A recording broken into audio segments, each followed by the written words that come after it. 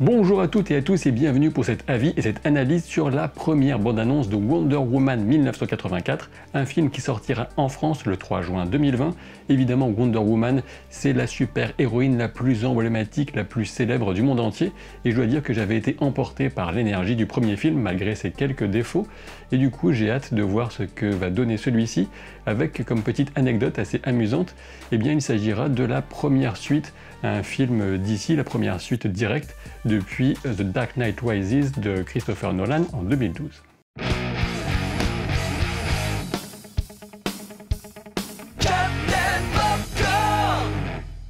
Je sais que certains parmi vous attendent avec impatience l'analyse de l'épisode 8 de Watchmen ou encore la suite des vidéos sur His Dark Materials, la croisée des mondes, mais tout vient à point à qui sait attendre, ou pas, on verra bien.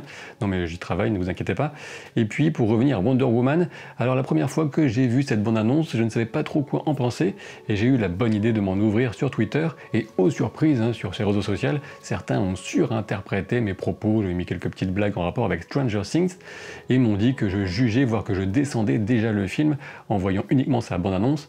Bien sûr, ce n'est pas le cas, et d'ailleurs, en préparant cette vidéo d'analyse, plus j'ai regardé cette bande-annonce, plus je lui ai trouvé de l'énergie, de l'intérêt, ça m'a rendu curieux, et il faut dire que lui aussi, Gal Gadot est plutôt pas mal en Wonder Woman, c'est un personnage très charismatique, donc j'ai hâte de voir. On se souvient que le premier film Wonder Woman a été plutôt bien reçu, aussi bien par la critique que par le public en termes de réussite au box-office notamment, et c'est la même équipe qu'on retrouve avec Patty Jenkins à la réalisation, évidemment Gal Gadot dans le rôle principal de Diana Prince, Wonder Woman, et même Chris Pine qui reprend à la surprise générale son rôle de Steve Trevor.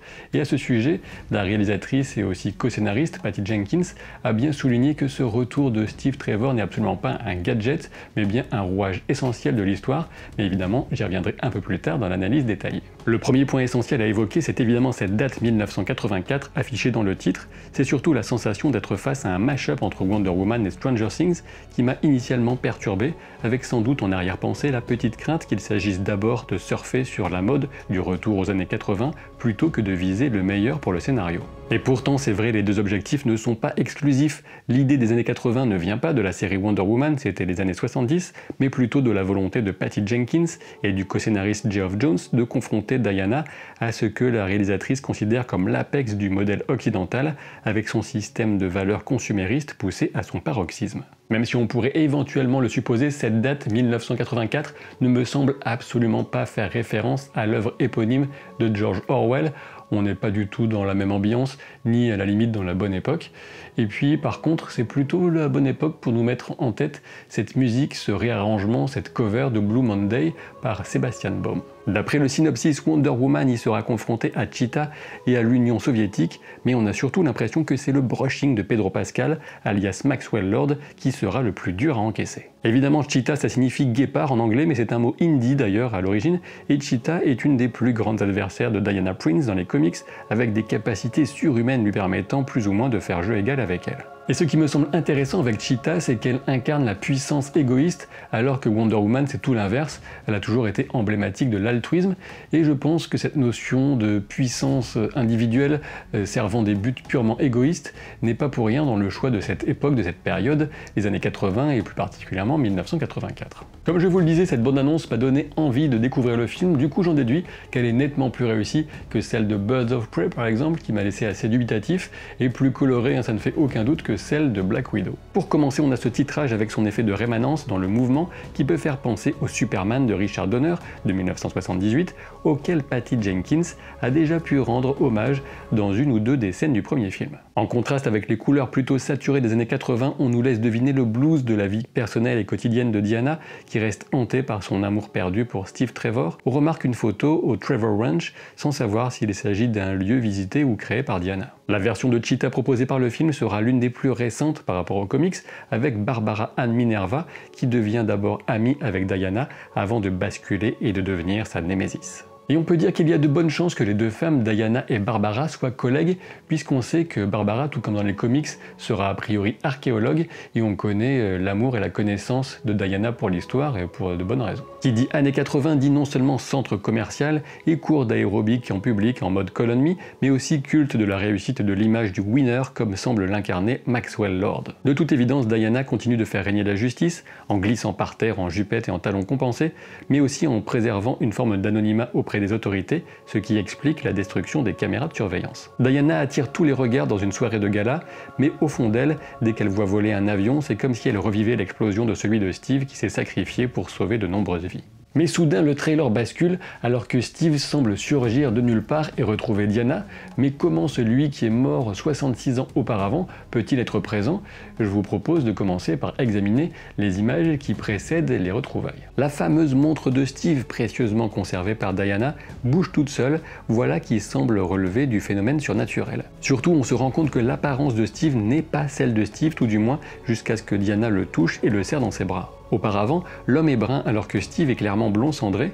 Il lui donne une montre des années 80 pour finir de la convaincre qu'il est bien Steve, mais alors que penser? Comme vous l'avez constaté, ce qu'il y a de plus perturbant, c'est que l'apparence de cet homme, de Steve, semble changer d'un moment à l'autre.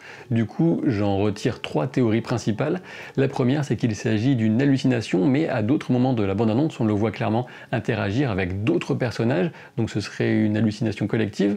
Deuxième possibilité, il s'agirait d'une personne polymorphe qui peut prendre une autre apparence, mais dans ce cas-là, est-ce que Diana Prince se ferait avoir pendant tout le film par un tel imposteur? Troisième possibilité, il s'agit bel et bien de Steve qui est revenu d'entre les morts, mais du coup pourquoi est-ce qu'il change d'apparence? Est-ce que son esprit est incarné dans un corps différent du sien? Pour aller un peu plus loin, je vous propose maintenant de revenir à Maxwell Lord, qui a toujours été un vilain dans les comics, mais dont les pouvoirs ou l'absence de pouvoir ont connu plusieurs versions. Dans certains cas, Maxwell est un simple homme d'affaires sans pouvoir, parfois il a des capacités de télépathie et d'influence, mais assez minimes, et enfin il lui arrive d'accéder à une capacité de contrôle mental surpuissante, notamment du fait de l'influence d'Eclipso et d'une gemme, le cœur des ténèbres. Bah ça alors, que voit-on ici justement? Une sorte de cristal. Je ne sais pas si ce Maxwell a des pouvoirs avant ce cristal, mais il semble évident qu'il en obtiendra ou que les siens seront largement augmentés ensuite. Et bien sûr, vous voyez où je veux en venir, il y a de très fortes chances que ce retour apparemment surnaturel de Steve s'explique par les pouvoirs de Maxwell Lord, qui dans les comics sont très souvent liés aux désirs cachés, aux inhibitions qu'il sait percevoir et utiliser chez les autres. Reste à savoir si les pouvoirs de Cheetah auront la même origine, mais comme certains l'ont déjà souligné, on retrouve dans ce personnage de Barbara Minerva, qui passe de nerd empotée à femme fatale assumée, une nette influence de la Catwoman de Michelle Pfeiffer dans Batman le défi de Tim Burton. On remarque au passage le motif léopard de ses escarpins à cette soirée. Les quelques scènes qui nous montrent un affrontement contre des gardes à la Maison Blanche apparemment pourraient faire penser à un passage où dans les comics, Maxwell Lord avait accumulé un tel pouvoir qu'il l'assumait carrément dans ce lieu hautement symbolique du pouvoir américain et il contrôlait tout le monde, même Superman. Mais pour nous, pour le moment, c'est surtout l'occasion de découvrir de nouveaux usages du lasso et les gracieuses chorégraphies qui ont d'ailleurs coûté à Gal Gadot une blessure à la colonne vertébrale durant le tournage. Quand Diana et Steve sont dans l'avion, on dirait bien que c'est au beau milieu d'un feu d'artifice et que c'est Steve qui pilote, ce qui tend à confirmer que c'est bien lui et qu'il a su adapter ses compétences à un appareil nettement plus moderne. Et de là à penser qu'il s'agit du fameux jet invisible de Wonder Woman, il n'y a qu'un pas, mais bon, on verra bien quand le film sortira. Quelques images nous tissent des tensions diplomatiques internationales dans un environnement qui rappelle vaguement le Moyen-Orient, voilà qui serait assez typique de la période de la guerre froide avec une opposition des deux grands blocs par pays interposés. Bon, dans le film ça finit en camion qui vole, mais bon, qui n'aime pas les camions qui volent franchement. Plus intriguant encore, un retour sur l'île de Themyscira durant l'enfance de Diana pendant des jeux qui permettent de distinguer les plus performantes des Amazones. On peut penser au fameux contest des comics pour déterminer qui représenterait les Amazones auprès du monde extérieur, mais il s'agit là sans doute d'un simple souvenir marquant pour Diana. Et oui, c'est simple, pour moi, toutes les occasions sont bonnes pour revenir sur l'île de Themyscira, qui étaient des scènes vraiment très réussies et très marquantes du premier film. Et comment ça, j'aime les jupettes des Amazones, qui a dit ça? Pas moi. Quand Diana saisit des éclairs avec son lasso, une capacité qu'on a déjà vue dans les comics, clairement on embrasse à fond son origine divine puisqu'elle est bien la fille de Zeus et Hippolyte, la reine des Amazones, et non pas un tas d'argile animé par le roi des dieux grecs. L'essentiel évidemment c'est que c'est très cool visuellement de voir la femme merveilleuse faire quelque chose d'aussi impressionnant. Ça parle de surpuissance, on la sent hyper déterre, et peut-être qu'elle a été motivée à ce moment-là par le titre Ride the Lightning de Metallica, justement sorti en 1984. Enfin, on a ce plan qui nous révèle une armure d'or dont le design est tout droit sorti de la mini-série de comics Kingdom Come, parue en 1996. A priori, on peut supposer que Diana choisit d'utiliser cette armure pour se protéger des griffes acérées de Cheetah notamment, voire pour voler, mais bon, sans les ailes, ce ne sera pas forcément super pratique. Et oui, puisque pour moi, il n'est toujours pas clair de savoir si cette Wonder Woman peut voler ou pas. Clairement, elle semblait nettement capable de le faire à la fin du premier film, mais là beaucoup moins, donc je ne sais pas quoi en penser. Et puisque Wonder Woman, comme je vous le disais, est avant tout un symbole d'altruisme, j'ai envie de vous parler de Hospipool. C'est une association caritative, bénévole évidemment, qui est basée à Nantes, qui agit surtout au CHU de Nantes. Il s'agit pour Gabriel principalement, hein, qui est l'instigateur de tout ça, de se déguiser en Deadpool et d'aller changer les idées des enfants qui sont hospitalisés à Nantes. Vous avez déjà présenté ça dans la section communauté de la chaîne. La grande majorité d'entre vous, eh bien, vous aviez réagi positivement, hein, évidemment. Comment ne pas le faire, mais certains commentaires, hein, comme souvent malheureusement, ont un peu descendu son initiative en disant que Deadpool c'était vraiment pas adapté aux enfants, etc. Mais il faut bien savoir que c'est cadré. Il m'a expliqué comment il faisait les choses, Gabriel. Déjà, il vise surtout les enfants de 12 à 16 ans, sachant que les films Deadpool sont déconseillés aux moins de 12 ans en France. Et évidemment, les jeunes connaissent Deadpool de bien avant les films, que ce soit de dessins animés, des comics, etc. C'est quand même un personnage assez connu, assez rigolo, donc aimer des enfants.